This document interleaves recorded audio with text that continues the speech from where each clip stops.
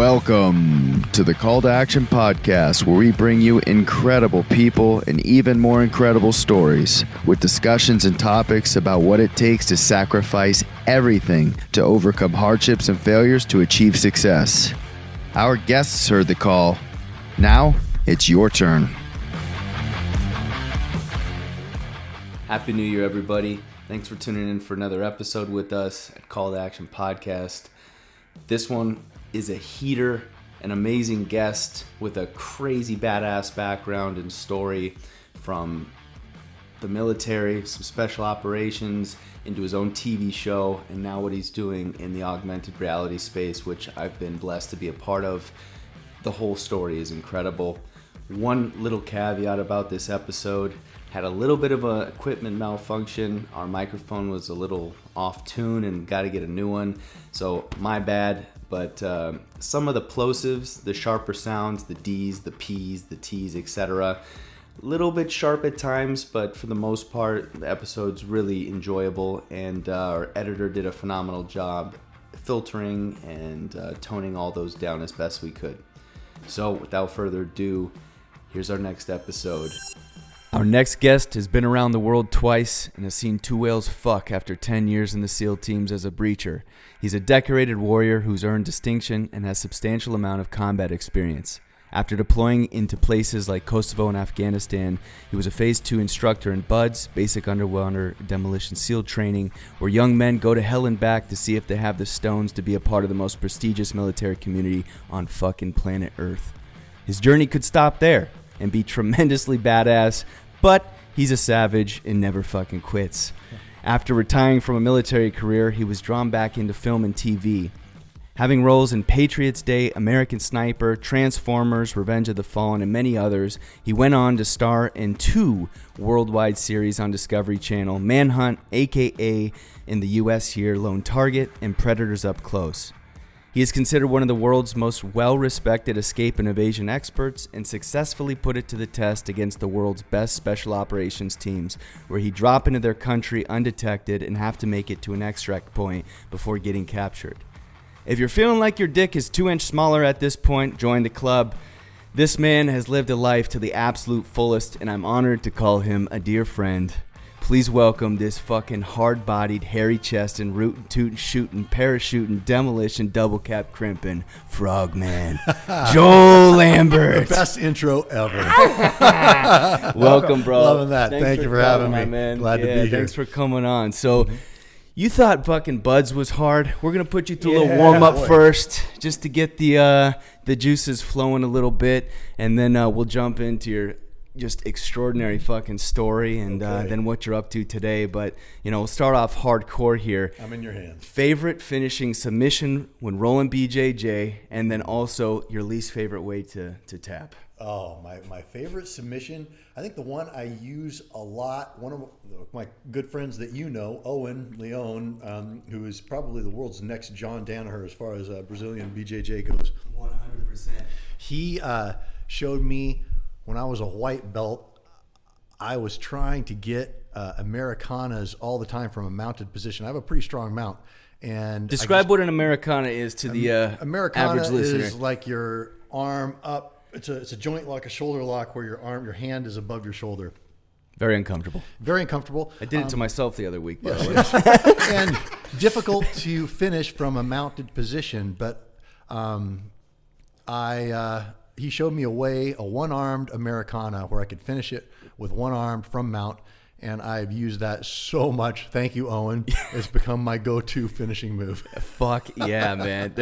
Dude, that one is gnarly because you don't realize how stiff your shoulders are until you get into a position like that. And I've legitimately been working on flexibility, like mobility work. Right. Doesn't matter. No, Same position, Genetics. get tapped. Yeah, fucking exactly. Genetics. Genetic potential is what it is. Yeah. And my least favorite way to tap is, again, let's bring Owen back into it, because Owen is the triangle master. He can triangle you from any position, and you never see it coming, and then boom, all of a sudden you're triangled, and he just, I don't know how many times I tapped Owen Leon's triangle. So there we go. He's such, and Owen, You are such a savage. Congratulations, by the way, on your recent black belt. If you listen to this, it's so badass. It's so badass. Yes. Yeah. Let's get a mat out and start rolling over here. No, thank you. This dude's got some grapevine hooks with his feet that will drive you insane. I have a good mount. Yeah, you cannot get out of it. It's frustrating.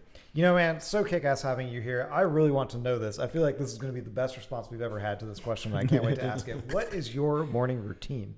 My morning routine? Well, it might not be as exciting as you think, but I get up pretty early. I go to bed very early, and I get up early. So I usually wake up about 4:30 or 5. The first thing I do is I drink 32 ounces of water in a copper vessel. Ayurvedic medicine, copper water is amazing for you in so many different respects. So I pound 32 ounces of water that has been sitting in my copper bottle all night long. I fill it before I go to sleep. What's the benefit to that? The copper, you can look it up, but it's like every benefit. And in Ayurvedic traditions, like some of the Ayurvedic practitioners, this goes back tens of thousands of years. Right. They say that drinking copper water every morning will cure like everything. Wow. I don't know, but there are a lot of proven benefits for the copper in the water. Mm-hmm. So I down that. I sit meditation for usually 20 minutes right after that. And then it's time to go feed the dog and start the coffee. All right. And then hell yeah. Get the coffee going, take the dog out to the porch, no matter what the weather is, sit in the rocking chair, look out over my little orchard in Tennessee and sip on some coffee and read a little bit, catch up on whatever news happens to be going on in the world. And that's about it. So that's my morning routine generally is meditation, my copper water, and some coffee. When's your first exercise of the day? My first exercise, when I physically start moving? Yeah, go train at the gym or like feed the chickens, move the tractor around. Well, first thing, I've got to let the chickens out. That's the first thing, about 6:30 or so. As soon as it starts getting light, got to go let the chickens out because they're over there borking at me and getting upset if I'm not right on time. They let me know if I'm not letting them out right when the sun rises. So I got to let the chickens out, feed them, water them, make sure they're good. As far as my exercise routine has gotten really messed up over the last year or so. I had a massive stroke 6 months ago that put me in the hospital for a couple of weeks, and I recovered from that and almost completely. I've been very, very lucky, very blessed in that.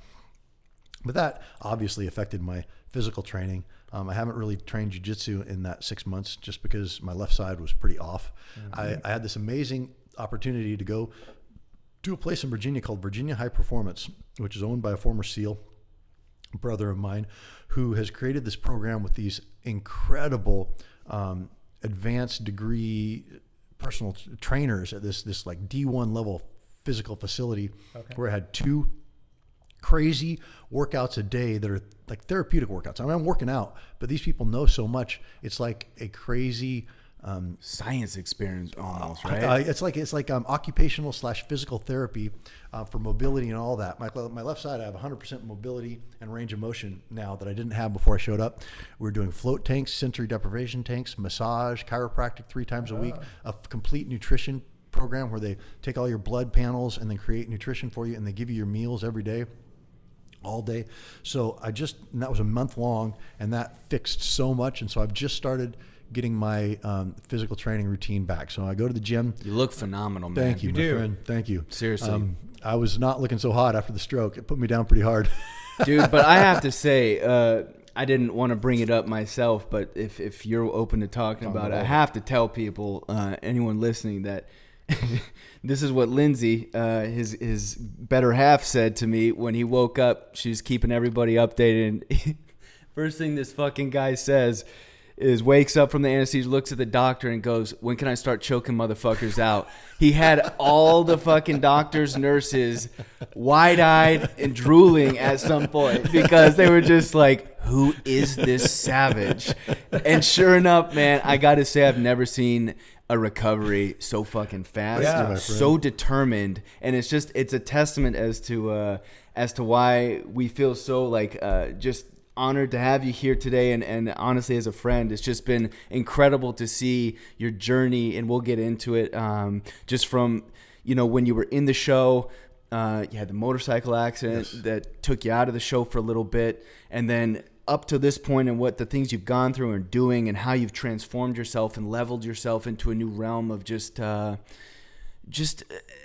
mental capacity, and because all like we were just talking about, our physical capacity hits a point, right? Like our physical attributes can only take you so much, but then it's what's in between the ears, above the shoulder, that gets you to some planets that you could never have dreamt of. 1,000%. And I would tell this all the time whenever I was doing interviews for Manhunt or for Predators or any of that, a podcast, whatever. I always say mindset is everything. Everything in survival, in escape and evasion, in special operations, in life. Your mindset will determine everything that you experience. And you see examples in escape and evasion and survival all the time. You see this 14-year-old girl whose plane crashes in the Amazon. Both her parents are dead, and she walks out over the course of a month, and she makes it out. And then there are other people who have a bad experience, and they succumb to it fairly quickly because of their mindset. Mindset is everything. Small bites, small victories, small steps forward without stopping. Your mindset is everything. I can't stress that enough. And you're an example of exactly that, man. Yeah, so totally. I really applaud you for, holy fuck, dude. Just 6 months ago or so, you sent me a picture with a big ass black eye, fucked up mouth because you fell, and now look at you, motherfucking Thanks, man. Crazy strong again. But I did a header right into the shower. I didn't know I was having a stroke. That's insane. Yeah, I had no idea I was having a stroke. And then Lindsay is calling me, and she's like, "Are you okay? You don't sound good. Have you been drinking?" I'm like, "No, I haven't been drinking." And she's like, "Yeah, right, dude. Yeah. You're swat." and she says, "I think you need to go to the hospital." I'm like, "I don't need to go to the hospital." and she said, "Well, call me every couple hours." So I did every couple hours. I woke up in the morning, and Mike takes me to the hospital, and they say I had a stroke. I'm like, "I had a stroke." Like, "You're having a stroke right now. You're still having a stroke. You are Holy stroking shit. right now." And so they got me over to Vanderbilt. The VA did. They did an excellent job and got me under control and got me in but I apparently had a stroke about 6 p.m. in the evening, slept all night, and then I ended up taking insane. a spill in the shower and splitting my forehead open. And Dude, that was, team guys have the craziest fucking stories of just dumb. like... Because we're dumb. We're hard-headed. We're dumb, but we're hard-headed. I just listened to a podcast real quick on DJ Shipley. Yes. I know his dad very well. I know DJ as well, but I know his dad very well. And he was on the Sean Ryan show, another team guy in Tennessee, Nashville. And he was talking about he got fucking electrocuted, zapped, doing some the new stuff he's doing with his skateboards. I guess there's a thing where they shock him, and he got fucking zapped. And he was stuck on that thing for like a minute or two. That's funny. And huge amount of wattages. I mean, his heart should have exploded out of his chest. And he's like, I remember fucking holding on to these things. And he's like, I felt everything going crazy. And the doctor was like, after the whole thing transpired and whatever, got into therapy, he's like, this is a medical miracle. We have no explanation for how you're alive. We have no explanation as to why you're not burnt to shit. That's funny. And he's like... It must just be anyway. That's funny. Well, when I first checked into SEAL Team 2 as a brand new SEAL, I was working for his dad, Don Shipley, who's a legend. He's hilarious. His channel is so funny. And his wife, Diane, is just as funny as Don. And she was in there all the time. She was scaring the CO and the command master chief of the team. She comes swaggering in there, busting She's a into... veteran too, actually. Yeah, Navy vet. She's a vet too. Really? Mm-hmm. Yeah, Dawn and her met when she was, they were both in the Navy before the SEAL teams. Dawn was in the Navy before the SEAL teams and then went over. But anyway, I remember so many times Diane coming storming into Dawn's office like, "You don't know what DJ did." I'm not going to dime you out, DJ. But I remember he was probably 10 or 11 years old at the time. And I remember listening to all the things that DJ did. And he brought a knife, just one of his dad's giant knives to school in his backpack one time, like a big Rambo knife. And then... some funny things. I'll tell one story. I don't remember exactly how this happened, but Diane came in fucking livid. And apparently, I don't know if DJ took him to school or if she just caught him with him, but he had a bunch of Playboys or porn or something like that. Yeah. You still have some. Yeah. And so she was trying to figure out where he got it. And he showed her, and it was like his dad's stash. Yeah, out his dad, fuck that guy. Yeah, so she came storming in with this story. And they're the most awesome couple. If you subscribe to Don Shipley's YouTube channel, his 131 Buds, something like that. I'll put it up on the show notes. Yeah. But yeah, he exposes wannabe seal or fake seals quite a bit, and That's he a is. thing. It's a huge thing. Oh, there's dude, a lot it's of them. massive. Yeah, massive. They shut his channel down last year or a year and a half ago. Yeah, he was hurting a lot of feelings. Yeah, but then he put it up as a new channel name, and it's like exploding. So I hit sub. Wow. I know. Seal imposters? Yeah, dude. Oh yeah, It's a real thing. Like pastors and stuff that have been telling their flocks for decades. that they're CEOs of seals. companies Yeah, and shit. and then the thing is with the SEAL teams is that no matter we'll go and do clandestine things, and you can fall off the map, and you can move into black areas of operation, you can move into other government agencies, and you can do all that kind of stuff. But to be a Navy SEAL, you go basic underwater demolition SEAL training, no exceptions. You go through that. If you go through that, your name is in the database. So you can always be vetted and checked by someone who has access to the database. Now, one of the things that the fakers will do a lot is say, I was in a secret Buds class, or I was recruited straight to the SEAL teams from the Navy because I was such a badass. They always say something like that. It's total horseshit. Every single guy will go through Buds. They may go on to do, if you know the names of the guys on the Osama bin Laden raid, they're all in the Buds database. And that's a pretty high profile, on the dark side of things operation. Yeah. So if you were a SEAL, you went through Buds and your name is in the database and you can be verified. And if your name is not in the database, you're not, period. There are a couple in Vietnam era. There were a few corpsmen that didn't go through Buds that operated with a SEAL platoon, like actually did everything. And they ended up kind of getting grandfathered in a little bit because they went and did all the real operations. Right. But aside from a very few exceptions around Vietnam, early in Vietnam, the database is the gold standard. So. So is not including Pastor Mark. Yeah, exactly. Is that where the the Frogman symbol comes from? Is a Vietnam era, like swimming in the before Vietnam? So the Frogmen, we were the naked warriors, and so if you take us back, or the SEAL teams, and then before that we were UDTs, underwater demolition teams. And then before that, it was the NCDUs and Naval Combat Demolition Units and the Scouts and Raiders in World War II. These are the guys in the shorts with a K-bar knife between the teeth and a haversack of explosives over their shoulder and a mask. And they would swim, out of the submarine and swim up onto the beach where all of the scullies and the obstacles that the Japanese or the Germans had put to tear the bottoms out of landing craft and stuff, so they couldn't land on the boat. So we would swim up. And we would measure all the depths going up, called the hydrographic reconnaissance. And you come up and measure all the depths, so you find the nice channels where the boats can come and where people can come up and land on the beach, and then tie explosives to all of the obstacles and blow them all up. And these guys have no guns. They've got a knife between their teeth, and they're wearing shorts and explosives. And they would go do, these 2-day long operations, just the naked warriors. And that's where all of that came from. That's where our legend started. And then out of that, eventually that morphed into the underwater demolition teams, and then out of the underwater demolition teams in the late 1950s, early 60s, John F. Kennedy commissioned us in 1962, the SEAL Team 1 and SEAL Team 2. He was like, I want a naval unit that's similar to the SAS, to some of the other forces around the world that's able to do all these things. So where do we get that? They took some of the toughest men there are, which is the underwater demolition teams. They don't come any tougher than those guys. Pulled them out and started giving them additional training in small unit tactics and in some of the. So they sent guys to a lot of Army schools and other countries' schools to round out their skill sets. And then in January 1962. I hope I'm not messing this. 62. January 1962, SEAL Team 1 was commissioned on the West Coast and SEAL Team 2 on the East Coast. And then that's who went into Vietnam, and that's where our legend started to be so laid. sick, man. Yeah.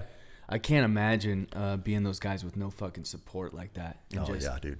Just hard as nails. Hard as nails. You can find old pictures of some of those guys, like on the ship after a long operation, still, all the stuff on their face, all the black paint on their face as they're eating, it's still wet in shorts, nothing else. Shorts and coral booties. That's so tough men. Crazy. Very man. Tough men. Yeah. Built a little differently back then too, maybe. Yeah.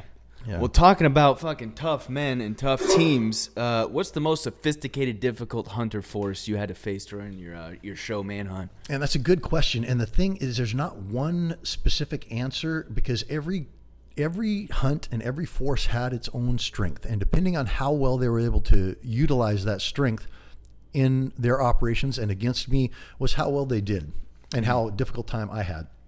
So for instance, as far as electronic surveillance and things like that, the guys in South Korea had their whole country locked down with basically closed circuit television and facial recognition and all those sorts of things. So that was incredibly difficult. As far as just the guys in South Carolina, the dog teams that I went against in the Aiken County Sheriff's Department dog teams, those guys, when it comes to running dogs, they were amazing. Great trackers as well. I think the hardest one for me that was coupled with the hardest hunter force was in the Philippines. The Philippine, I'm blanking on their name right now. Anyway, their special operations force, the Scouts and Raiders, blanking, it'll come to me. Anyway, No worries. the Filipino force, they were incredible trackers. In the jungle, take them out of the jungle, they would probably fall on their faces. But in their jungle, they own that completely. And their tracking skills were unparalleled. And they had no technology. It was all old M16s, Damn. and flashlights. Like iron sights almost? Yeah. Or, Yes. Wow. Yes, very low tech, but their skill sets were phenomenal, and they're constantly operating there in the jungle against some of the Muslim separatists, and they are phenomenal. And then the fact that we were in like tertiary growth jungle outside of Subic in the Philippines, the worst jungle I've ever been in a typhoon. The typhoon came through while we were actually doing the hunt. It couldn't have been more miserable, and those guys were amazing. Oh, my God, man. Yeah. That's awesome. Yeah. Love all those details. All right, switching gears completely. This is going to be a little bit of a Wild West one, and that's the point of the Brain Freeze Frenzy. If you had to take one hit of something, one shot of something, and one beer, which strains, brands, What things hit are you of something? consuming? Are we just talking cannabis, or are we talking about anything? That's up to Anything. you. Oh boy! Blow our minds again. Yeah. Well, I had the most profound experience of my existence on a hit of 5-MeO DMT. Yep. And that was, I mean, that's a whole podcast right there with the experience I had. Changed everything about me for the rest of my life.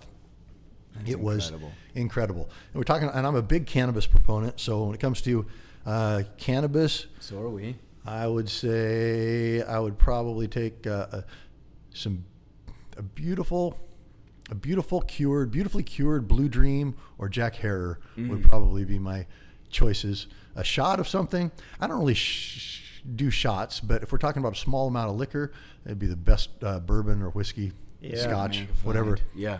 Any of those. And then it comes to a beer. I actually, ever since I started traveling to the UK, I got into UK style ciders. Okay. I really like dry all tasty. UK styles, not the sorority girl, Right. Sweet apple juice with a little, Yeah. not the Leave you a hangover in the morning like crazy. Not the White Claw version crap that we have over here. Yes. But like Real stuff. the UK style scrumpy or unfiltered hard unfiltered ciders. Yes, those are amazing. Man, we're coming over to your place after this, man. Bring it. Why do we come yeah. over here? Yeah. Which buds phase did you enjoy teaching the most as an instructor? Well, I was only really worked in second phase, although when the students went through Hell Week, we would all pitch in, and so I would work first phase sometimes during Hell Week.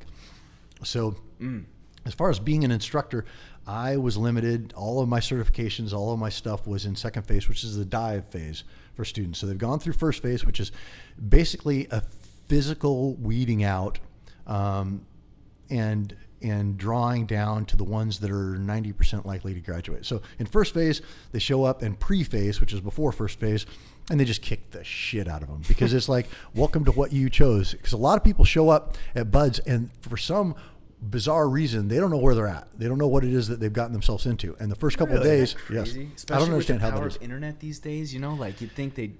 You would think they would understand a little bit more about what they're about to experience, and some kids don't. And it's, boy, you can see it. The interesting thing is in students, I can pick out with probably 80% accuracy, students are going to quit within the next 24 hours because there's something in their eyes. Something in their eyes changes, and they get this 1,000-mile stare, and they become disconnected. Yeah. And I'm like, okay, you're not long. You're not long. Do you try to hammer them a little bit? No, harder?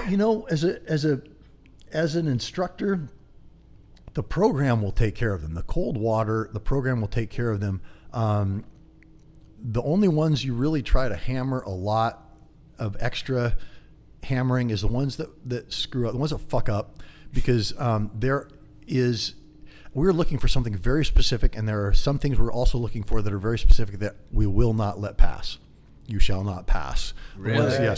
Yes. And so if we identify a student, a kid who has some of these qualities, in fact, Dan Bilzerian is a perfect example of that. Somebody who has something in them that is not team-like, that's not good. This is not someone that you can rely on, you can count on, that you can. He really harps on that. He does. Like that's his whole life of is based around that. existence. Yeah, Of just I was being almost able, a SEAL. Yes, I No, got. you kicked never out would have been for a SEAL, whatever. Dan Bilzerian. You never would have. You almost made it through BUDS. We were never going to let you, because it's not about what you do. It's about what we allow. Because I will never let a man like that watch the 6 of brothers that I love. It would be. I would selfish be. in a way, Yeah, or? I would be beyond. It would be beyond remiss of me to allow a selfish person like that, who doesn't understand what this team is about, to go be a part of that team. So the group before the individual. Always. Absolutely, always.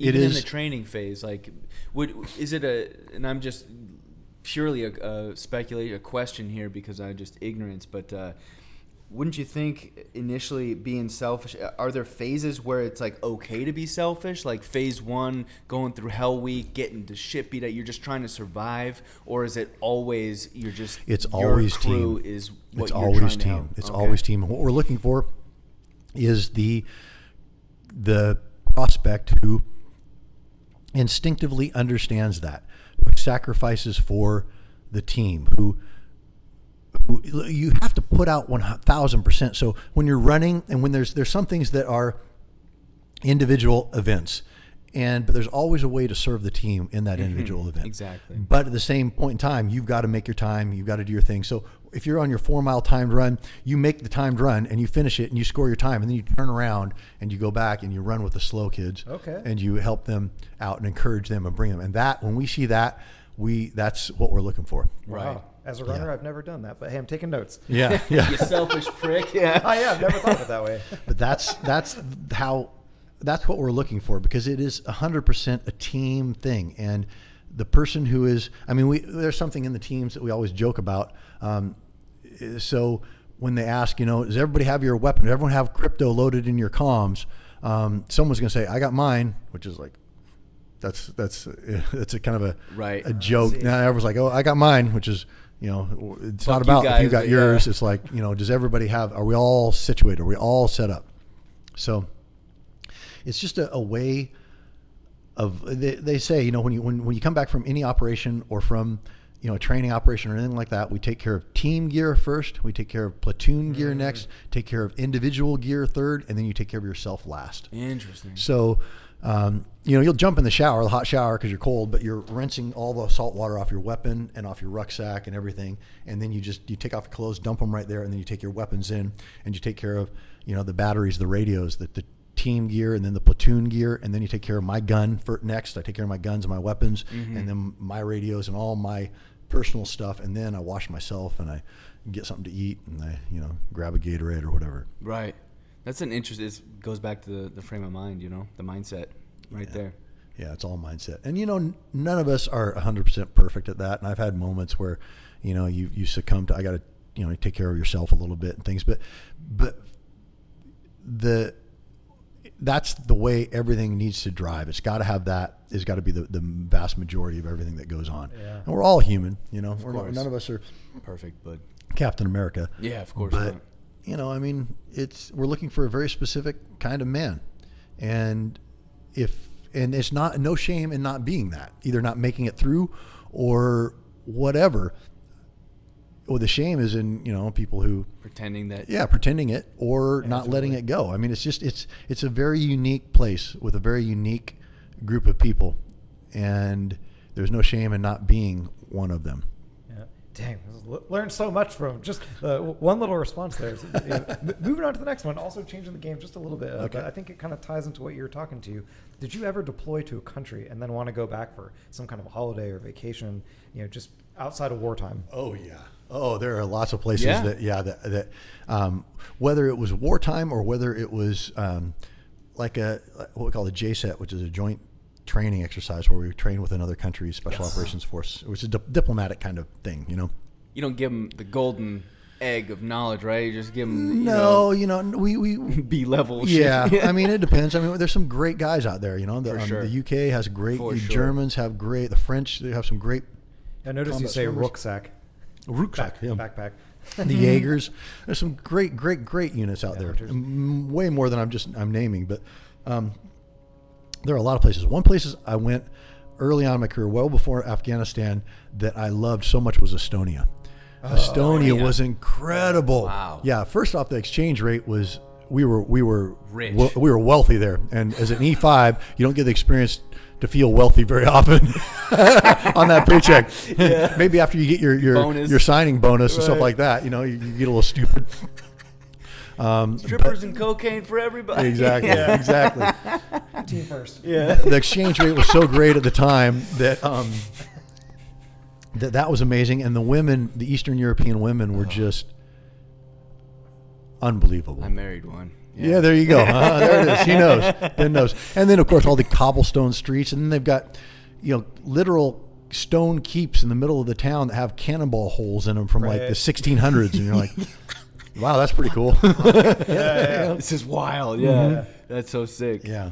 What's your favorite cheat meal? Last two. Favorite cheat meal? I can eat sushi anytime. Really? Yeah, not a sushi cheat is kind meal. of it's Because of the not sugar? really it's a good meal. If rice? I'm really cheating, I order a dirty pizza from Papa John's. Okay. Yeah, that's what I'm getting at. Yeah, That's what I want. it's not even like good pizza. Yeah, no, I want the Papa John's, the kind that you feel horrible about yourself after Yeah. you eat it. Like it just there's just no dripping. redemption. Yeah. And they've got the garlic butter dipping thing, so Oh, you're fuck. pouring over the Send top, and triple cheese. Yeah, that's Shits the that's where next I go. day. Yeah, Oh, yeah. I got you. Yeah, feel horrible about yourself. Just Yeah, your self-esteem yeah. is in the toilet. Oh yeah. But so is that for body weight. So Yeah.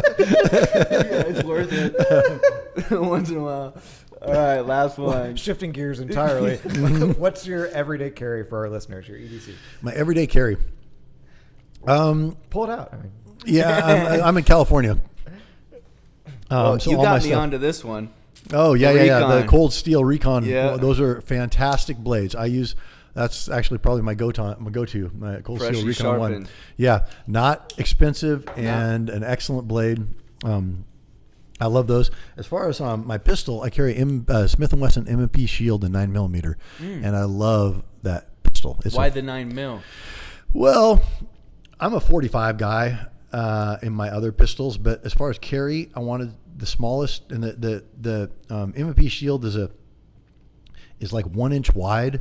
It's Low phenomenal. profile. Yeah, Okay. very low profile, and it has a decent amount of rounds. And these days with ballistic technology, a 9mm has the stopping difference between 9mm and like a 45 is negligible. If you're dealing, Really? if you're dealing with some of these high tech ballistics and slug performance factors. wow, that's almost hard to believe. Yeah, the 9mm is become a very, very effective round. Interesting. What kind of specific round are you running? Typically? I don't really have one that I run more than others, but I just buy a lot of One that'll do damage. Yeah, I mean, I used to carry. I think they're illegal now. Black Talons. I used to like Black Talon. Hydroshock.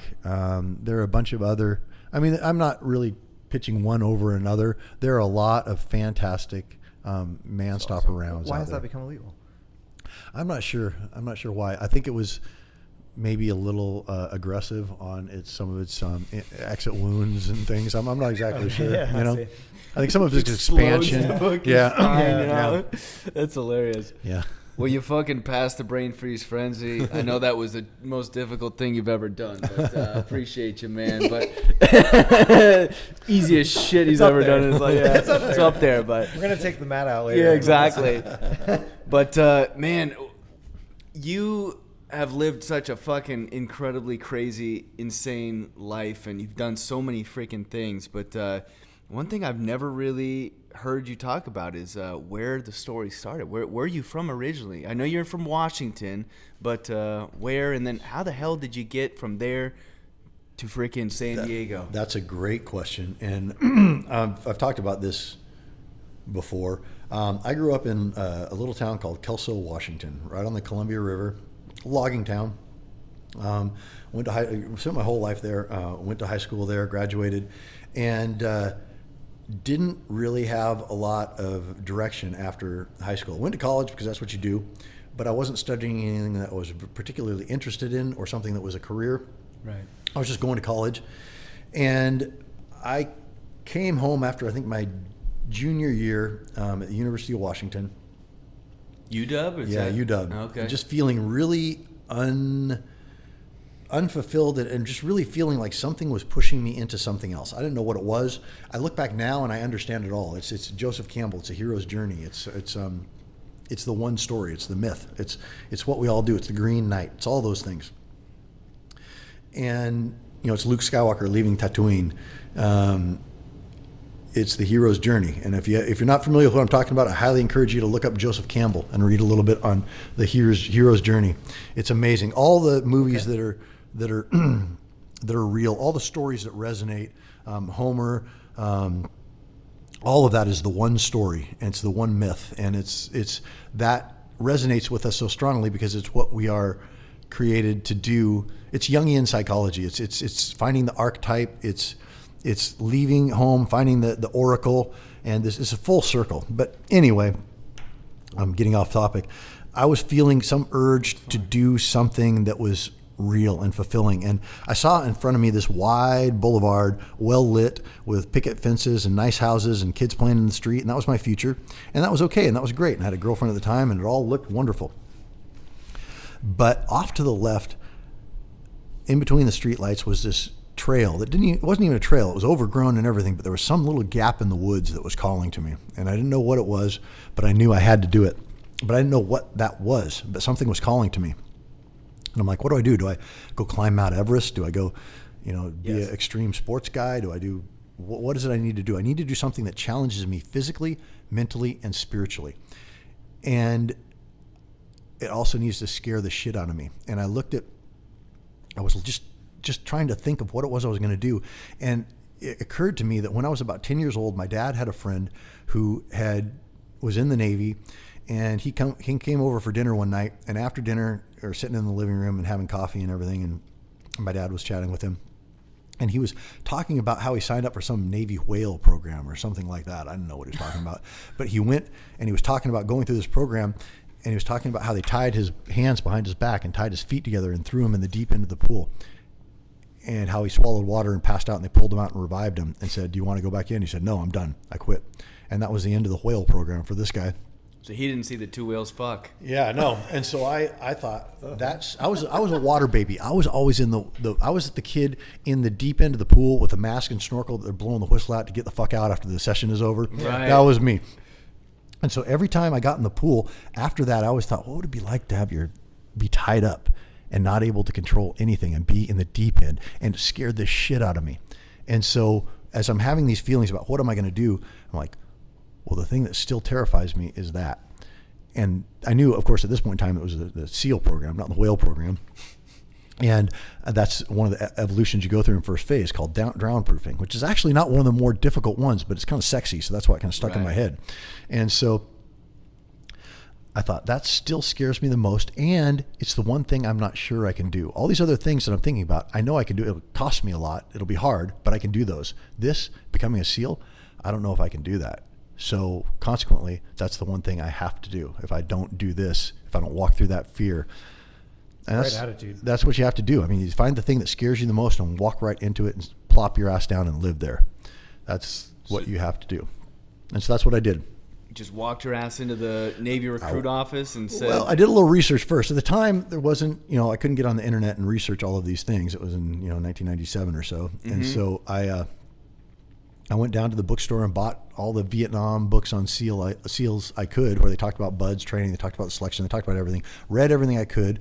found out what the requirements were to make it into the program, and went down to the recruiter's office and talked to them and started training every day. I would follow the BUDS warning order, which had a workout program in it for prospects that wanted to go to BUDS. And it's a brutal workout program. Brutal. And I did it all. I did it to the letter, to the T, all the way, got myself to make sure I could make it, make sure I could I even pass the entrance tests.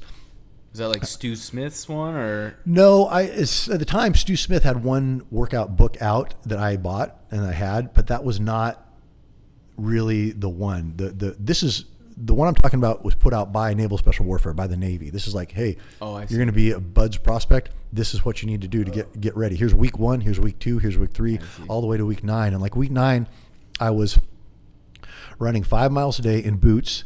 I was swimming an hour a day. I was like in the pool. And then I would do these workouts. It was like 400 push-ups, 500 sit-ups, 600 pull-ups, and it was like a calisthenic workout. And I would do that 3 days a week, and I would do the swimming and the running. And it was an amazing shape. And I went to boot camp, got out of shape, and then I went to Coronado, went to BUDS. And so this was pre-9/11. This is pre-9/11. This is 1998. And I went to BUDS. I was in BUDS class 220. And I went through Hell Week with 220, and I broke both my legs in Hell Week, stress fractures, but enough to roll me back. A whole bunch of us got rolled back. Because in BUDS, in Hell Week, going through a winter Hell Week or winter class, the water is colder and it really gets to your brain, and it's a lot more people quit. But to make up for that, during the summer classes or warmer weather classes, they just hammer the dog piss out of you to make up for the cold water by beating the shit out of you. So everyone in our boat crew, except for one guy, had stress fractures in our legs and got rolled out. 2 classes, and we joined back in class 222, and I went and graduated in 222, and then I went to SEAL Team 2, and then SEAL Team 4, and then I was a BUDS instructor for a few years, and then now I'm here. Do you cold shower every day? No, my girlfriend actually cold plunges every day. That's one of her things, and the benefits are amazing. I did, when I was getting ready for BUDS, that's one of the things I did, because the cold water, in all the literature, they said the cold water is what's going to get you. It does. So get used to that.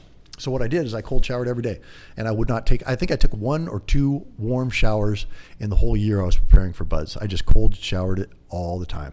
And the funny thing is everything you prepare for BUDS, it helps absolutely not one lick, because there's no way you can prepare for what's coming. Right. But if you don't prepare for it, you're completely fucked. Yeah. It's like it's a paradox. Jesus. You have to prepare 100%, but you know that your preparation is not going to do anything for you.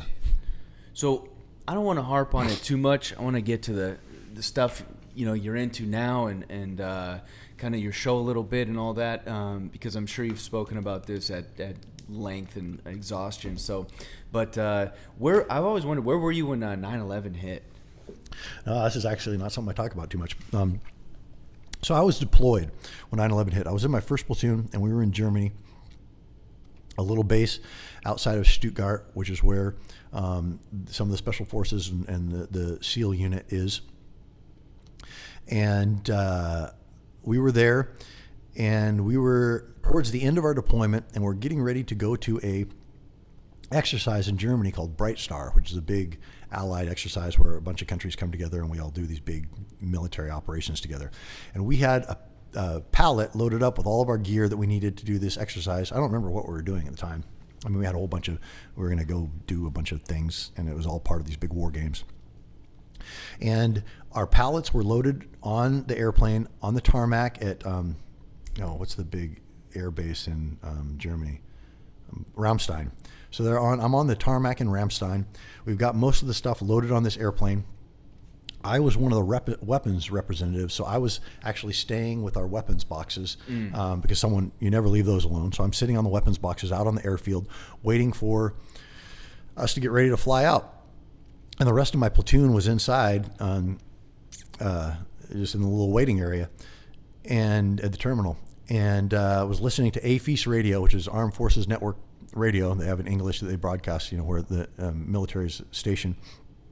And I remember between songs, I was sitting out there with one of my buddies in the platoon who was out there with me, and the announcer comes on and says, "Hey, we just got a report that a small plane just clipped one of the World Trade Center towers in New York. We'll let you know more as we hear about it." And we're like, "Oh, that's weird." Small plane, huh? Yeah. And then we went back to just listening to music or whatever. And then one of our platoon mates, I see him come out of the tarmac, come out of the door, and he's like, "Get in here." I'm like, "Can't leave the weapons." He's like, "Fuck the weapons, get in here." And so we both locked the truck up and we ran inside, and there was a TV, and sat down, and then the second plane hit. Holy shit. And we realized, oh shit, we're going down. We're not going to Germany. We're not going to Egypt. We're not going to Bright Star. And so we pulled all our stuff off the plane, went back to our base, and we ended up building a war pallet. Like, we're going in. And of course we didn't go in for quite a while. How long did it take you guys to eventually get into? Well, I'm not sure who the first guys. A bunch of guys went in, but it took probably 6 months or so for the first platoons to start really overtly rotating in there. Oh. And so we missed that. We didn't have enough left on our platoon. We came back on our deployment, and then I got in another platoon at SEAL Team 4, and then I went over to Afghanistan on that next platoon. Can you rotate around? Is this like you have some option, or? As far as rotate where? Yeah, between teams. Oh yeah, yeah. So SEAL teams are mostly on the East Coast or the West Coast, in Virginia Beach or in San Diego. And it used to be that individual teams had different areas of operation in the world that there were responsibilities. That's since changed. And, someone can go to the East Coast and stay, a year or do a platoon or something.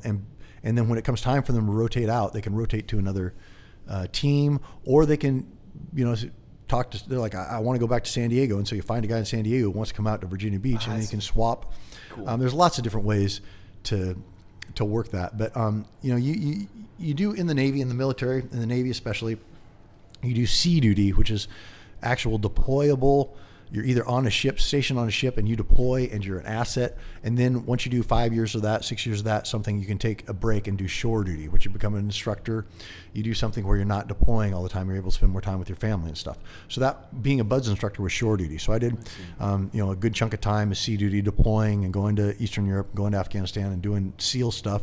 And then I opted to go out to San Diego because I wanted to get back to San Diego, and the option I had was to be a BUDS instructor, and so I took that. Does that help you guys transition into, like, let's say either if you're trying to get out, or if maybe you just need a break from, because we've I don't think any military unit in any country's ever in the history of the world has had a 20-year consecutive wartime effort. Maybe Israel, but sustained. True. Very good point. But you're right. Yeah. But for us, I guess, and then going back home, man, that's always something I've really admired about special operations guys, whether in the Navy side of the house, the Army side of the house, Marines.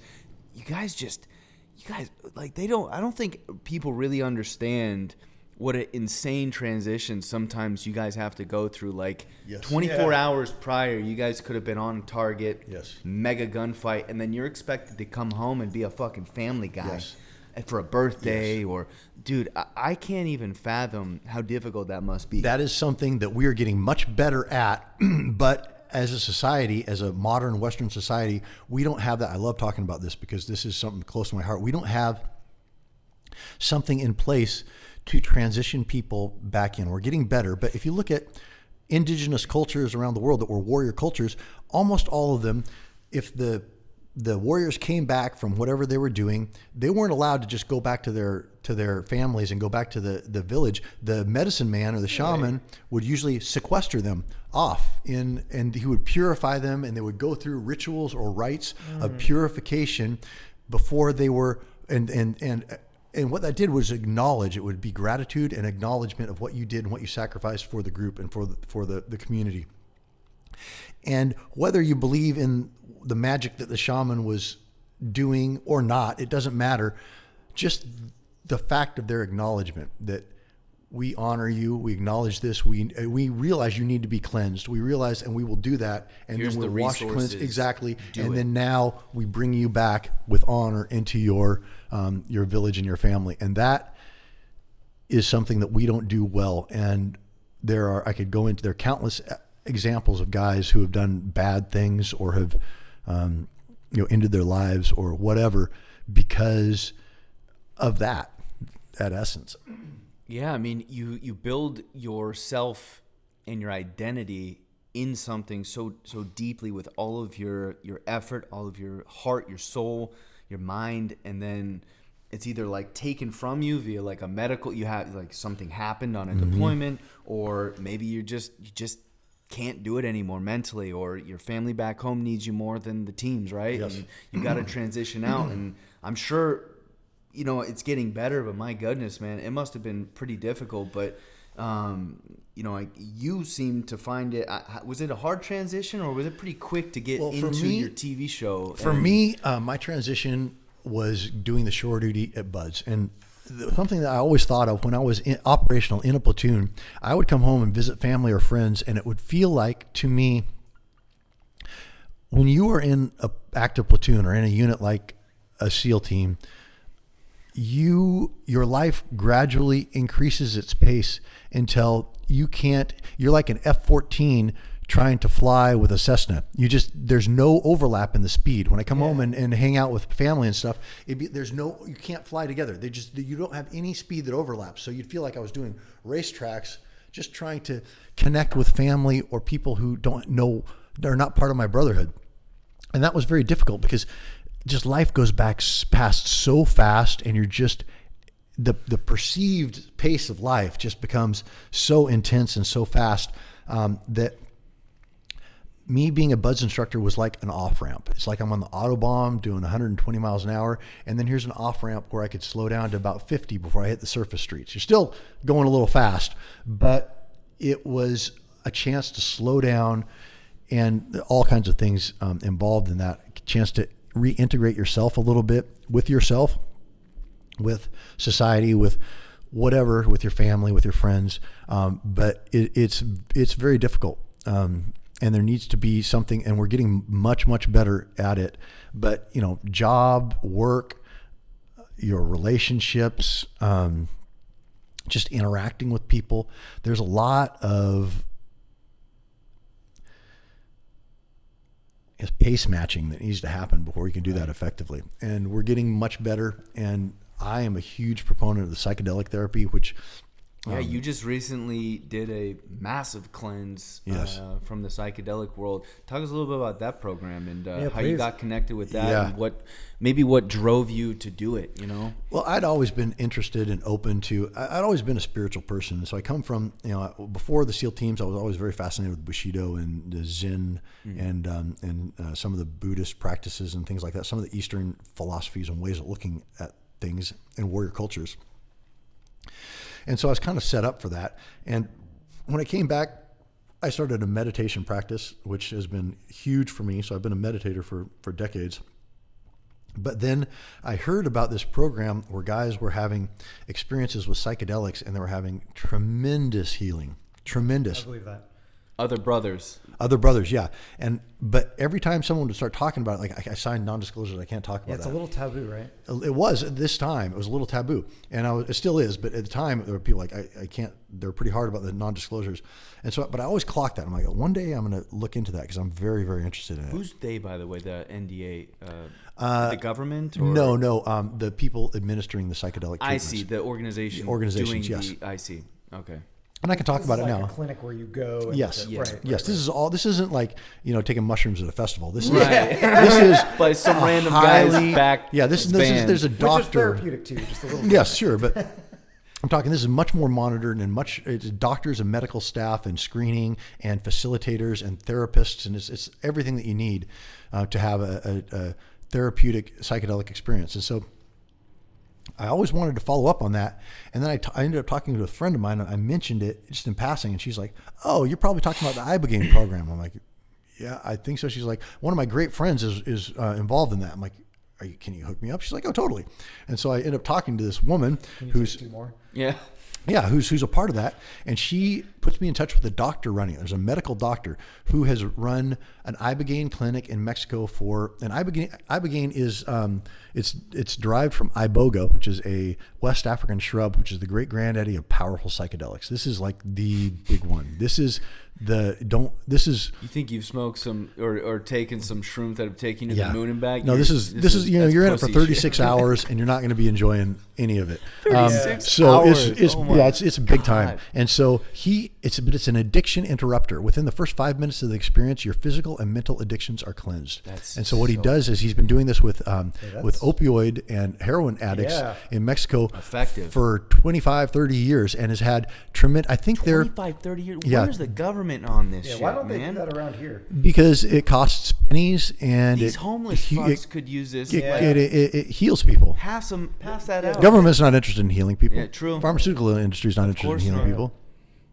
God damn. So what was that experience like? Oh, it was incredible. So I ended up talking to the doctor, and he first thing he asked me is like, why do you want to come down here? And so I'm like, I'm consciousness expansion, reintegration, all this stuff. He's like, okay, good. You're on the right page. You're in the right mindset. Would they deny you if you said something? Yes. Yeah. Wow. This is a very serious program that's very well run and put together. So he's like, we'd love to have you. There are many of these. Yeah, there are. And he said, here's the people that will pay for it. And there's an organization, Marcus and Amber Capone.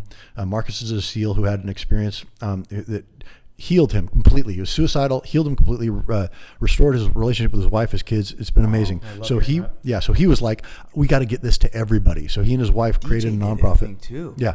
DJ did. It's more common than one would think. It's just a little taboo still. Yeah. But it's really opening up, and so much. There's a lot of VA. There's a lot of studies and there's a lot of clinics on ketamine and MDMA, and psilocybin. There's a lot of this really opening up for therapeutic stuff, especially the vets. Yeah, psilocybin for sure. So I end up talking to Marcus and Amber, and they get someone to pay for me. So I'm taken care of. So I go down.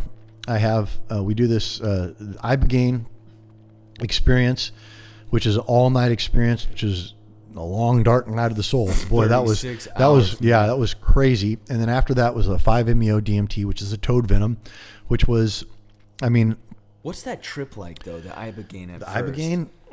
Maybe a brief 30,000 foot view. Yeah, I'll give you a little bit. I don't want to get.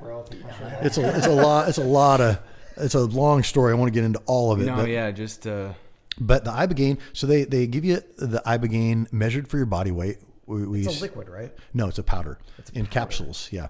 So I don't know how they do it. They take the iboga bark and they extract the active the ibogaine, and then they measure that out for your body weight.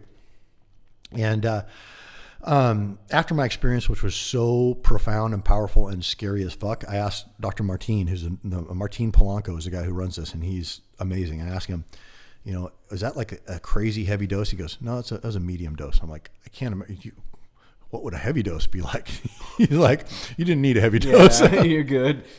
But at night, it's at nighttime, and first you have a urinalysis and a bunch of heart stuff. You do stuff before you go down to the clinic, but then right there they test everything, because ibogaine, psychedelics are very, very safe. There's very little physical problems that can happen with psychedelics. Ibogaine is one of the only ones that can have bad physical side effects. So that you have doctors monitoring the whole time. So they put a bunch, heart monitors and stuff all over you, and O2. I've never heard about this. Yeah, an O2 monitor on your finger, and you take your medicine, and you lay down with the eye shade, and it's about 8 o'clock at night, and I'm laying there waiting for something to happen, and then it starts to happen, and it's the weird thing about iboga is that it puts you in a dream state, but you're also 100% awake. So it's a very weird feeling.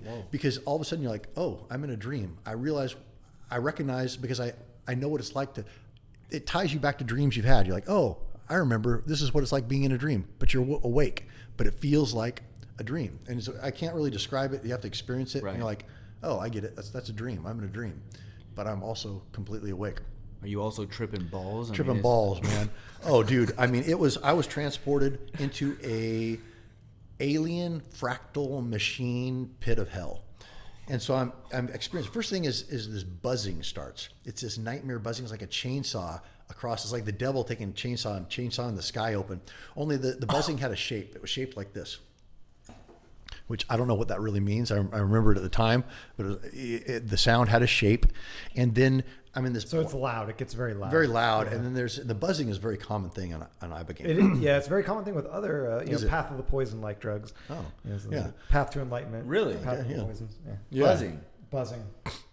And then these faces that were faces, but they didn't look like faces. They're alien. It was like Transformers. It was like Megatron. Is it Megatron the bad guy? Yeah. It's like I was in the fucking movie. I should know. I was gonna say, what the fuck?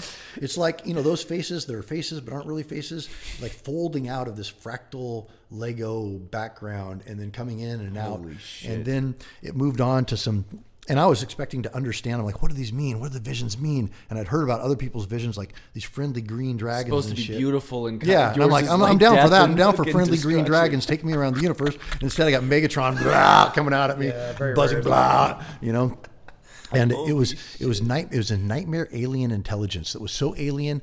I knew it was intelligence and it was consciousness, but it was nothing in common with it, nothing whatsoever.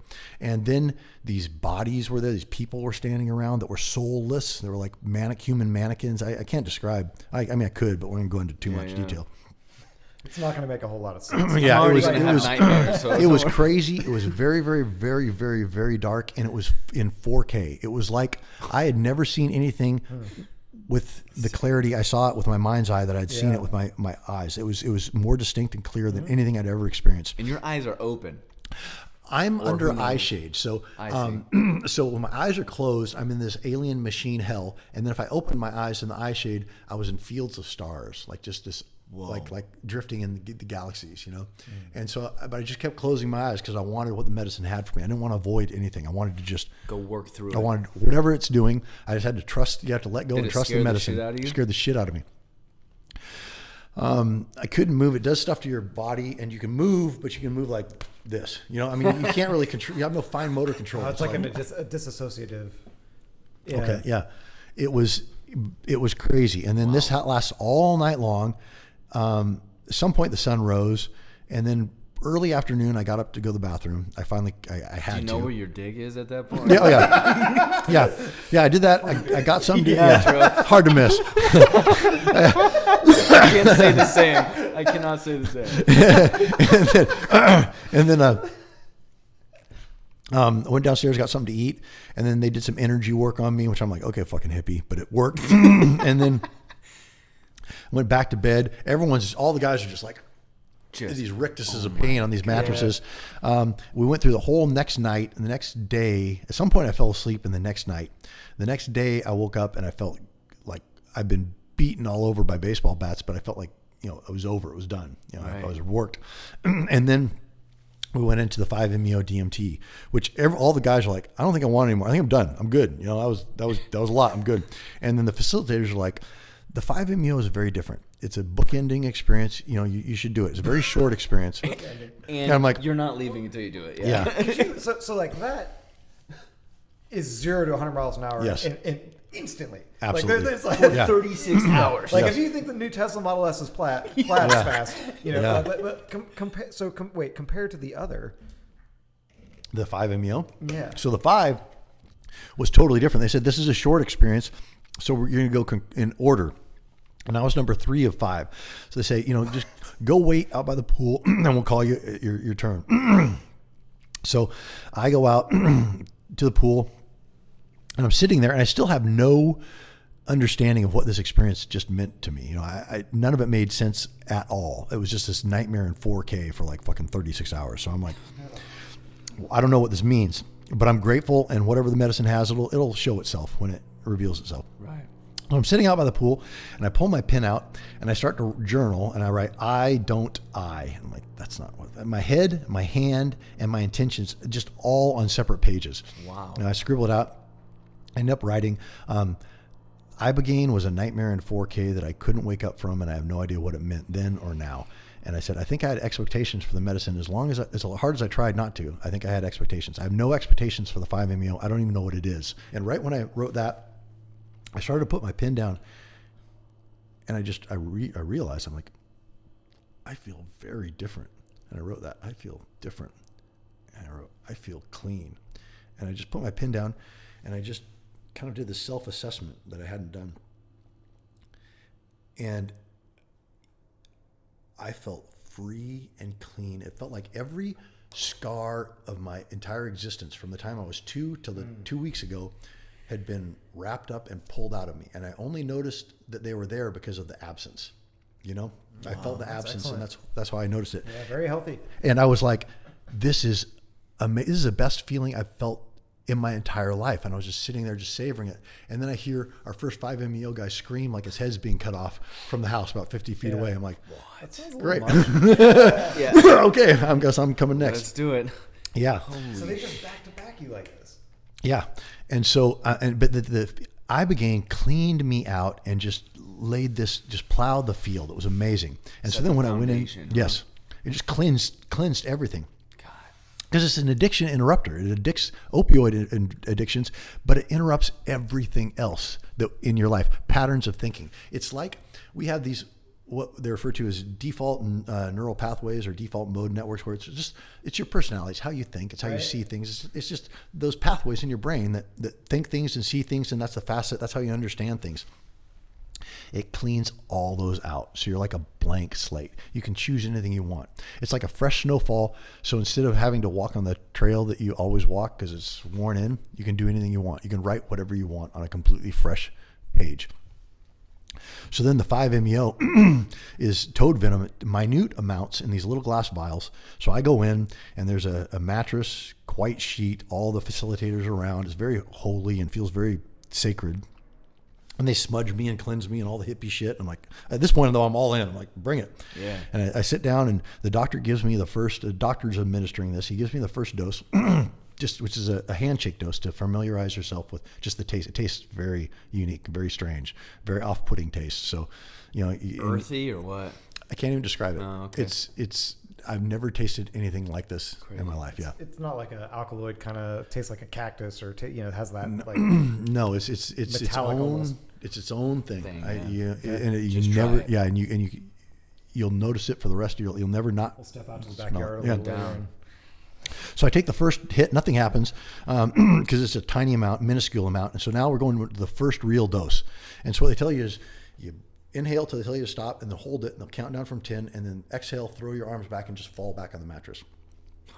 So I do that, and I inhale, hold it for 10, 10, 9, 8, 7, 6, 5, 4, 3, 2, 1, and I exhale and throw my arms back and fall back, and my world just explodes. And I'm just transported this kaleidoscope and the sound, and these colors, the primary colors, but I've never seen a red. Like this is a red like you can't understand a red, but it's red.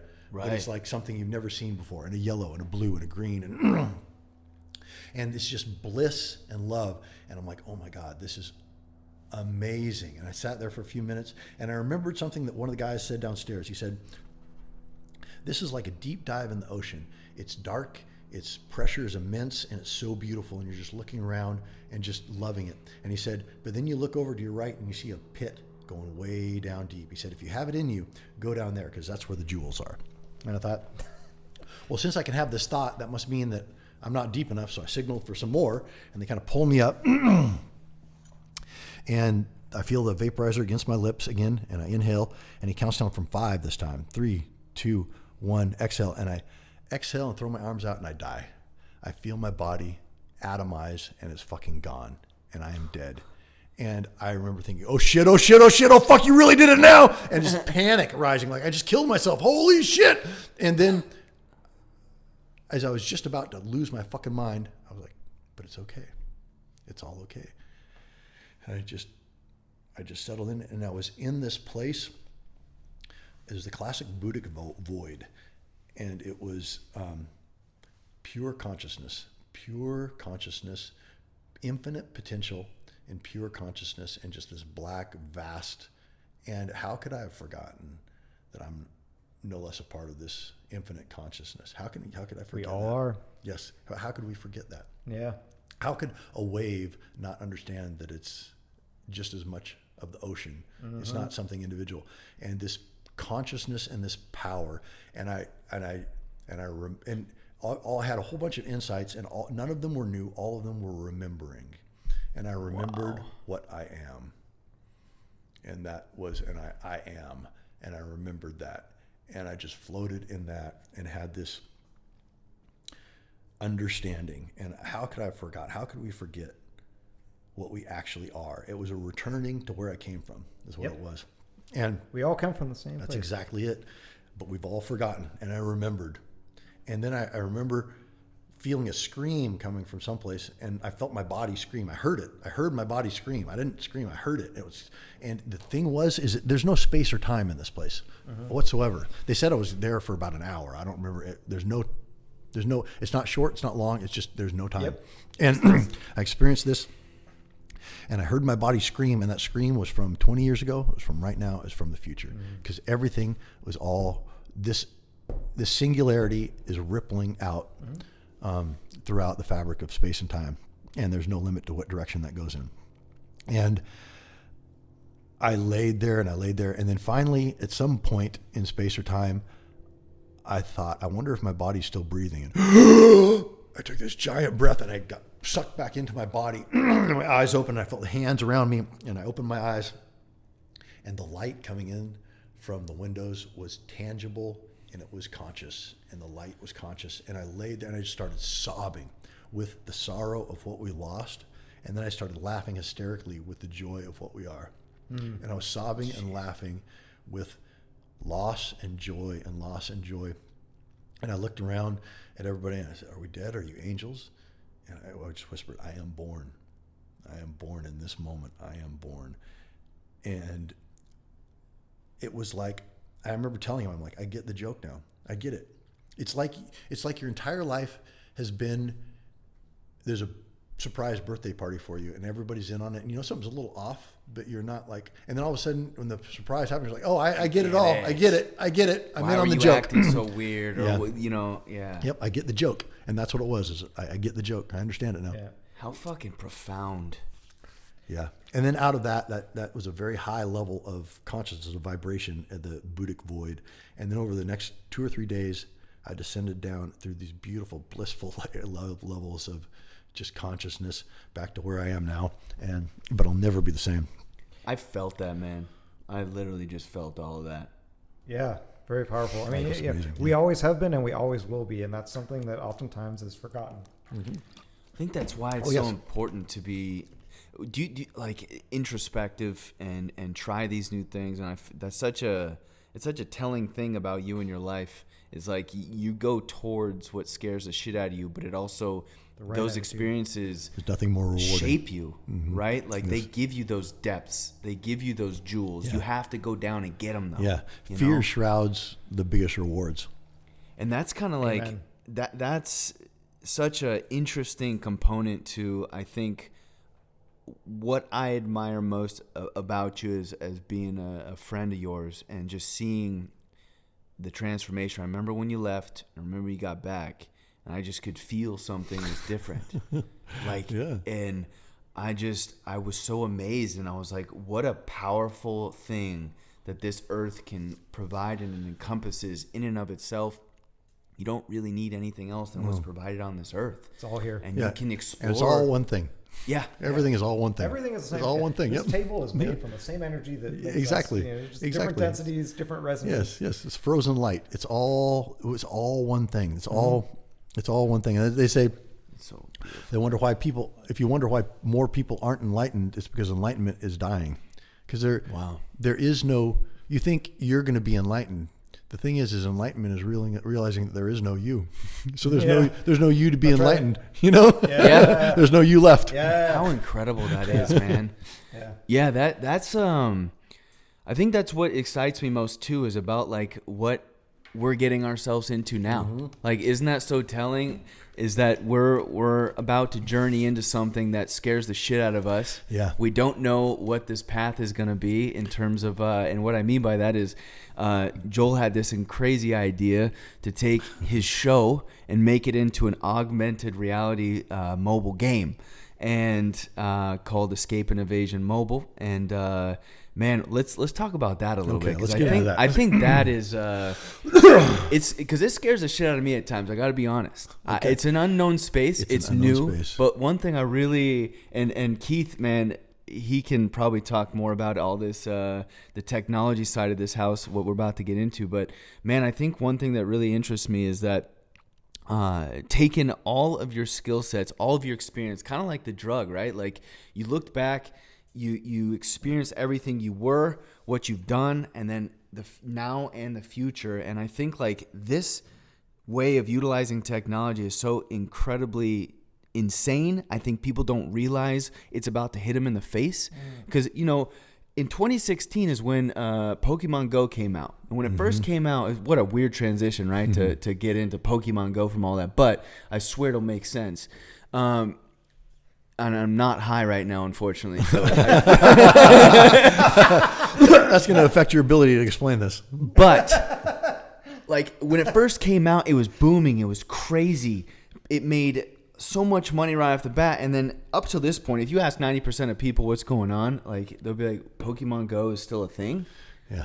It made almost $2 billion That's a mega thing. last year. Yeah. In 2-day tournament or at an event they had, it brought in almost $200 million in tourist revenue, and the company actually made $24 million. But the space is about to re-explode. Yes. And it's something I think is so fascinating. Like, how the fuck did you come up with this idea, man? And why augmented reality mobile tech? Like, No, this is a great story. This is. I'm very excited about this. I love talking about this. Of course, we're all involved in this. So, how it came about. So once I got out of the Navy, I got involved in film and television, and I did this show on Discovery Channel called Manhunt. It's called Lonetarget in the U.S. But basically, it's escape and evasion, which is a military skill set where the short of it is you're behind enemy lines. Everyone's been killed but you. You've lost your weapon. You've lost your communications. The helicopter took off without you. And now they say you go to secondary extract, which is 3 days away and 20 kilometers. You got to be there, and there'll be a helicopter to pick you up at midnight. And so now you're on your own. You've got nothing, and they're hunting you down, and you have to try to make it to your next extract point. And that's called escape and evasion. So it encompasses, evading forces, survival. It's kind of the worst situation you can be in any kind of military environment. In fact, First Blood, Rambo, that was a classic escape and evasion tactic. Oh, I see such this a now. fucking classic. Yeah. I never would have even put that together. Yeah, until you mentioned it. First Blood is exactly escape and evasion. So that's what my show really was a bunch of real world events that were akin to First Blood. I'm out there setting booby traps and covering my trail and hiding in the mud and doing all the kind of shit while people use all their assets to try to track me down and take me down. So I did these shows. They're incredibly popular, and it was a brilliant show, and we traveled around the world doing it. Man. Yeah, it's so good. I'll put the show links in the show notes because a lot of the episodes are available to watch right on YouTube. A lot of them are. Yeah, on YouTube and there's clips on your Apple YouTube TV channel. and Discovery Plus, and it's on a bunch of stuff. So Amazon. But anyway, it was this brilliant show that we did and hurt a lot of people. It was legit. It was hardcore. And so I would constantly get asked during press events and things. People were like, "Are you going to take a celebrity out on with you? Are you going to do like a celebrity thing?" I'm like, I can't. My cameraman gets me caught. Oh, I'm not going to bring Kim Kardashian out there. It's not going to happen. Yeah. So, but people all wanted me to run a clinic or teach on these booby traps and on these deception trails and on these primitive skills and stuff that I would do because it's super exciting. Yeah. And I always was it harder than you thought, like in terms of or like exciting doing the show? Because it is a show at the end of the day. There's probably be some components of like, I mean, obviously you're really trying to escape and evade, but the cameraman and shit like you got to deal with. I mean, it was 100% one of the hardest things I've ever done. SEAL missions and everything. It was That's incredible. Yeah, in most instances, and plus, I'm not going to go down easy, so I gave everything, and it took a lot out of me. A lot of people went to the hospital. We had a lot of close calls. It was a crazy show. Damn. Yeah. One guy got stabbed through the neck by a flying fish and almost died. Yeah, I mean, I got all kinds of stories. A bunch of other guys got taken down by Africanized killer bees and anaphylactic shock and everything. It was we had to find them in the jungle. They lost. It was legit. So I'm not going to get into all that. If you want to see that, go to season 1 of Manhunt and watch the behind the scenes episode, and that will have all the brutality in it. It's awesome. Love it. We'll do a screening after that. There you go. So anyway, I had that in mind, and I got in a motorcycle accident and couldn't continue doing the show, which is too bad. My foot was crushed. And so I was kind of thinking about what I was going to do next. I'm still doing a lot of stuff for Discovery, a lot of shows from Fukushima and voiceovers. I'm still doing a lot of stuff for Discovery. I still am. But I was like, how can I leverage my escape and evasion skills and my prominence as an escape and evasion expert? Because really, there's nobody else in the world who's done this and done it like me. And, give an experience to the people that want to learn this kind of stuff and that are fans of the show. And I had gone to, after the motorcycle accident, I'd gone to Scandinavia and done a bunch of kind of experimental stuff, shooting with virtual reality, which is very exciting. I love virtual reality, but it's augmented reality is where it's going to be, which virtual reality takes you away from the real world and immerses you in a false world by taking your senses away and or not taking them away, but taking the vision away and inputting some other false or other digital, right? Other digital world, imprinting it on your experience. Augmented reality is the real world with digital overlays. And Keith, you can correct me anyway. And so this for advertising, for training, for teaching, for military, for gaming, this is the future, and all the big companies, Samsung, Apple, Google, all these companies are spending billions of dollars on hardware and software to develop their platforms for augmented reality, for however it's going to be. And obviously it's right now, it's breaking out in gaming a little bit. But like you mentioned earlier, Pokemon Go came out, and Pokemon, of course, is a massive IP. It's a huge IP globally. And so that's why they are doing so well, because honestly, the game is pretty stupid. Sorry, it really Pokemon is. Go. Yeah, it's a dumb game. It's a weak game. It is a weak for game. A day and I got bored. Yeah, Very bored. if you're a big Pokemon fan, of course, then you got to catch them all. But if as a game, as a standalone game, it's not very good. But like you mentioned, last year it made almost $2 billion on in-app purchases, and that's not even leveraging the advertising potential and the potential that you can drive people foot traffic to brick and mortar locations.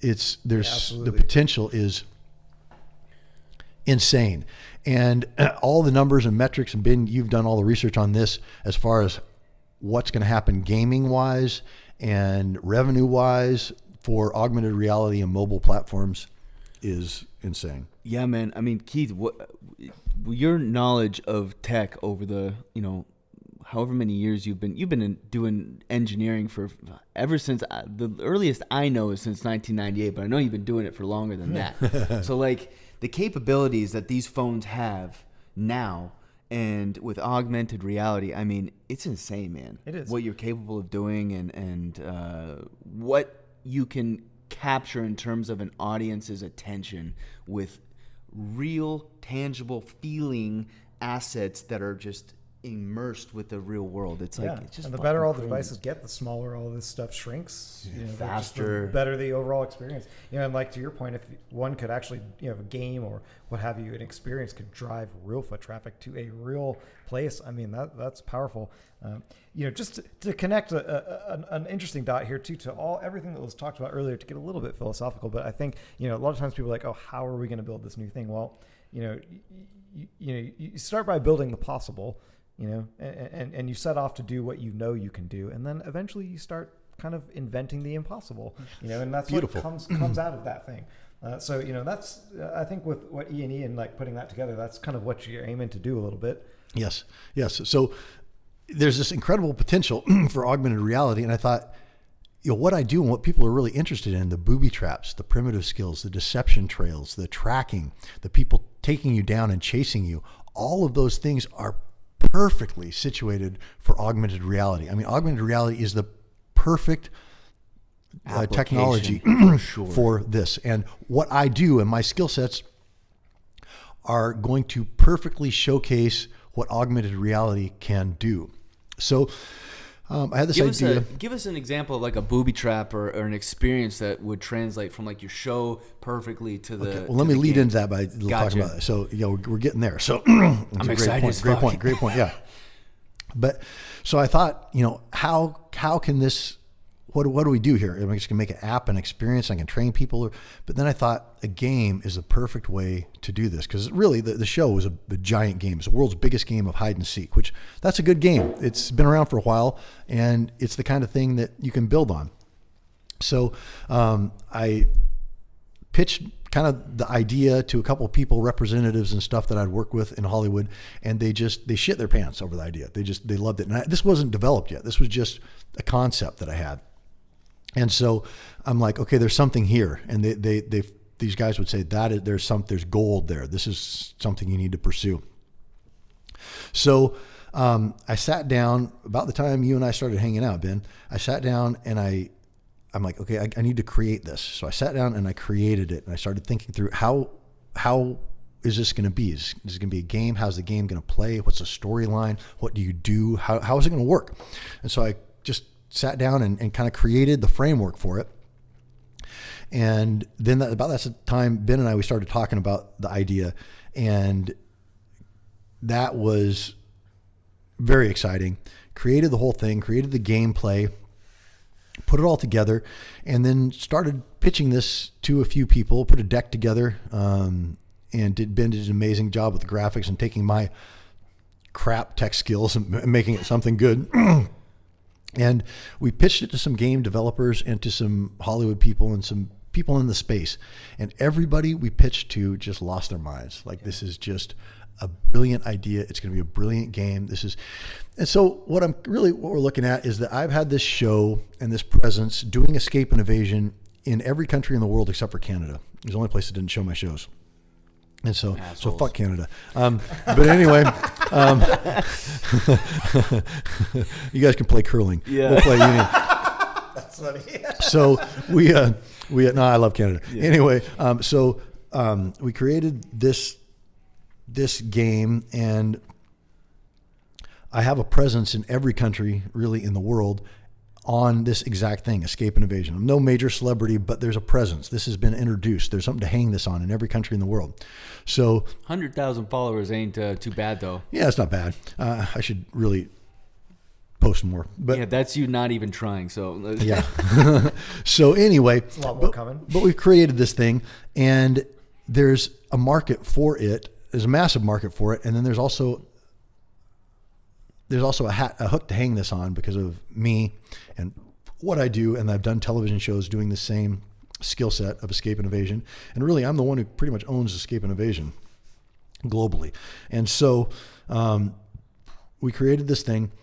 It can be global. The money involved in mobile gaming and augmented reality is insane. So I'll give a couple examples like you asked, Ben, and I'm going to let you guys talk a little bit about, kind of the numbers and stuff.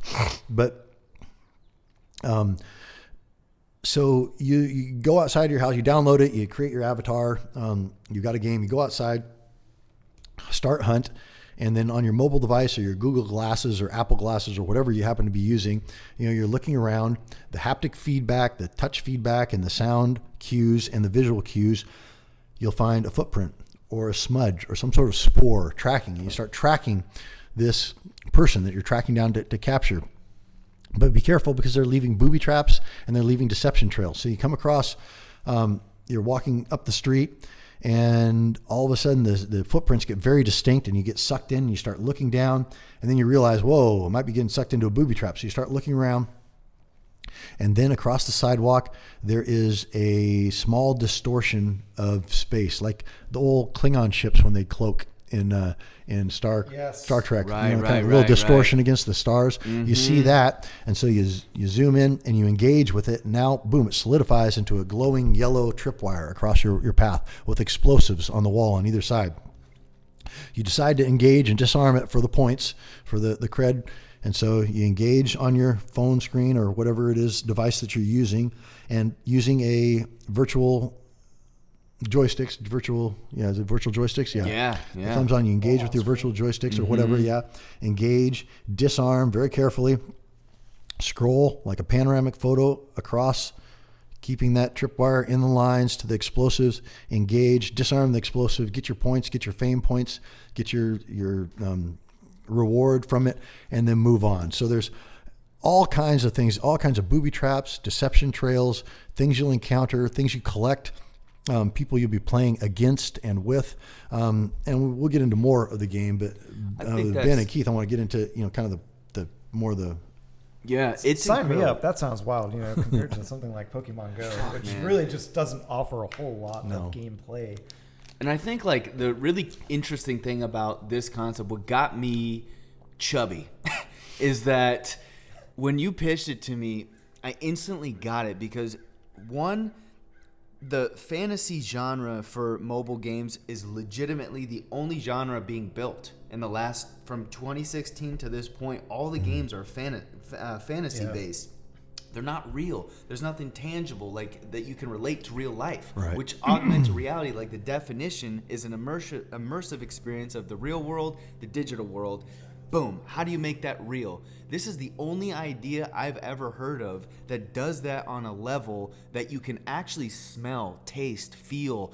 Not to mention, no other company. You're not going to a Pokemon Go event and say, I'm going to meet fucking Pikachu. But you can say that for this game. I'm going to meet Joel fucking Lambert, Navy SEAL, real guy. I can shake his hand, give him a hug. A hot girl can give you a kiss on the cheek. Like, this is real. You're real. So, like, there's this deep layer of experience that goes past just this game that makes this so fucking incredible. And all these kids, growing up, I know personally, I was a loser. I used to play cops and robber with my dog. So I would try to sneak into the backyard fence without him catching me. It was a German Shepherd, Australian Shepherd mix. Awesome. Never won because he was so smart. Lucky. Rest in peace, buddy. But I mean, he's still getting you. Kids are. That's what I used to grow up playing with my friends. Is like cops and robbers, the laser stuff, whatever. You setting traps and shit. This is the one game. This is the game we're not creating a new game. This is a game that's been around forever. This is hide and seek, hide and go seek. Really. Now it's just implementing it on a device that is so powerful. So it can be very addicting. It can be all these things that are not good, but. This is a really interesting way because, look, we're moving into a new evolution of life. Like, the digital world is a real thing now. Yeah, it's going to happen. It's not real, but it's a real thing. Yeah. And so the kids coming up are playing video games, are interacting with these things. It's unavoidable. Yeah. But how do you make them, like, get outside and go do things with friends? Because that's one thing I'm really excited about with this is, like, we're going to create a multiplayer component to this. You're hunting, you're training, you're doing the hunts with you as a digital realm, but then it's like, hey, Keith, like, or whatever, like, let's go do a hunt together, or let's do it against each other, or there's exactly. In the storyline, you play initially against the computer as you're playing the storyline, as you're engaging in the storyline in the game, and you're learning how to play. And then there's a point in time where now you can choose. You're the hunter, you're the hunted. You can form teams of my 5 buddies in my neighborhood, and we hunt other people. We're playing against a computer, or we're playing against a real live person. I can hunt somebody. Somebody can hunt me. I can have a global guild working towards the same goals, doing hunts in my local area. One of the things that we're doing, I'm very excited about, is that if you're not able to get outside and run around for whatever reason, you can build hunts on your computer in your basement. You can build a hunt using some of the Street View technology and such.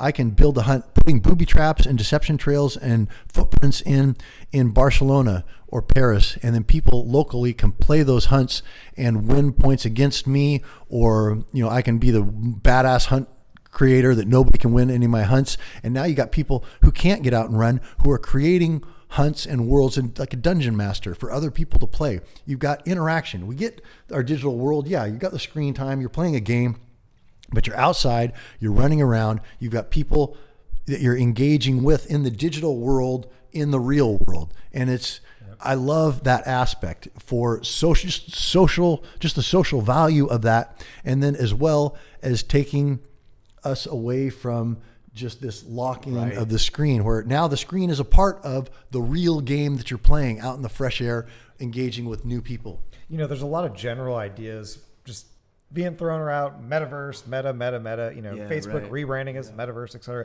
This is a concrete, real, playable demonstration of what metaverse is becoming, but this is real. This isn't just some, hey, imagine this concept I have and we'll call it the metaverse.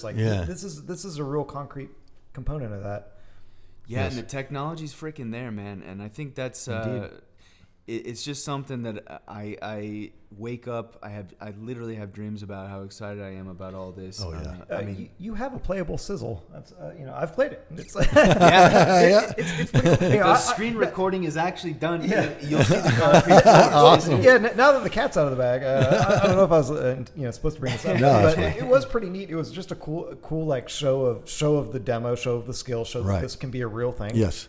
That's I'm glad you brought that up, because all the ideas that we have created in this all of the storyline, the things you're engaging with, all the things that we are part of the game right now are doable right now. This is none of the stuff that we have created we're waiting on anything for, hardware or software. And as the capabilities of the hardware and the software expand, we're going to be able to grow with that. We are on bleeding edge of a world disrupting technology. Yeah. And to be able to have not only a good IP, but a kick-ass product, a kick-ass game that is right on the cutting edge of a technology that's emerging, that's going to be global. I mean, some of the people in the AR space that we pitched this to, that we've talked to, have said on multiple occasions that this idea is the best AR idea they've ever seen, that this is the only idea they've seen that's able to really utilize what AR can do. So in fact, some of the people that were working with the Pokemon Go stuff said this, so I won't throw them under the bridge, but we have it on good authority. This is a decent idea, man. So yeah, we're super stoked. And what I really am excited about too is how we're going about getting it done. We've had Joel here for quite a bit, so we'll start wrapping up. But man, we are about to launch a crowdfunding campaign. We're going about it, fundraising some money, because this stuff ain't cheap. This is to get to a level that's competitive. Keith is an ultimate testament here of starting something from scratch. Just to get to the fucking starting line is so much work. Just to get started, like just to that point. We've been working on this for almost 2 years now. Yeah, but I mean, what we've got and the numbers and that, I mean, for what we can build this for is pennies compared to what the revenue will be if it's not a success. Yep. If it's not a success, it's going to be very successful. If it's a hit, it's stupid. The moon is stupid. Yeah. Not even moon landing. Yeah, dude. Lambo landing. Exactly, dude. So, yeah, man, we're really excited, and it's something that when the second you pitched it to me, it clicked, man. And going through this process with you and seeing a little bit more behind the scenes on how you work and how you think and what you do and how your procedures are, etc., how you execute life is just, it's everything you just said to a T. Thank you, my friend. It scares the shit out of me too, knowing like what this could be. I'm not scared of failing, but it's like, it's just that it's the unknown, the world of the unknown. And but fuck, man, I couldn't be more excited to do it alongside you two gents, and just very grateful for an amazing team. Yeah, man, it's legit. Always so the team. We'll keep everyone posted on where we are with our crowdfunding campaign and when that's launched, and it's coming up very soon. We've been working really hard. This isn't a sales pitch, but it's just to tell the people about what's possible in the human lifetime, and that you just got to go for everything. Got to go for it. Attack life at its fullest. So, man, we really appreciate you coming here. Oh, my pleasure. And hey, everybody out there listening, if you are at all interested in this, go to escapeandevademobile.com and sign up, and we will keep you updated with everything. We're not going to spam you. We're just going to keep you updated on the progress. We're going to be looking for beta testers. We're going to be looking for a lot of people to be involved in this. That's as well mega. As Sign investors. up for the beta testing. Yeah, you get exclusive access to all the first tier stuff. You'll be hooked up through all the releases of this. We'll be, that list of people will be getting... be part of our team for quite a while. Of those people, maybe we'll even get some of those we'll pick a hand-selected few to come out for the launch party or something and be a part of it. That'd be There you kind of go. cool. Yes. So, brother, That sounds good. thanks for coming, Thank my man. you for Joel having me. Lambert, a You guys fucking are true awesome. warrior. Everybody, have a great night. We're gonna go see our boy fight, Jordan That's Wright. right, Jordan. From That's it. Dynamics MMA. One of our guys at the place we train is in the UFC, and so it makes me feel much better to watch him steamroll people in the octagon after he steamrolls me in the gym. So, I can't even count how many times he's choked me out, man. Oh, yeah. And he just calm, cool, collected. Makes you feel better about Makes it. me Yeah, feel exactly. yeah, my ego is not so hurt. You know? exactly. When I see him choking motherfuckers out in the UFC, I'm like, okay, I feel better about you choking me Better, out this okay. afternoon. Yeah, that could have been me. Are you All right, training buddy. while you're out here? No, I'm not training while I'm out here. I actually have not been back in the gym since my stroke. I went to Virginia to do that training program to get back, and now I'm back. I've got enough grip strength on my left side that I'm going to be able to grip gis and stuff and do holds. So I think this next week when I'm back in Nashville, I'll start training and I'll start rolling. Hey, man, you seem like back in the seat. Yeah, Going, man. I mean, very, very sharp, very witty. Like, I mean, Unbelievable comeback. insane. I was very lucky, very blessed, and I guess prepared for what happened there. Hey, you've been training for this your whole life, man. It ain't nothing. All right, guys. Everybody have a good night. Thank you for tuning in.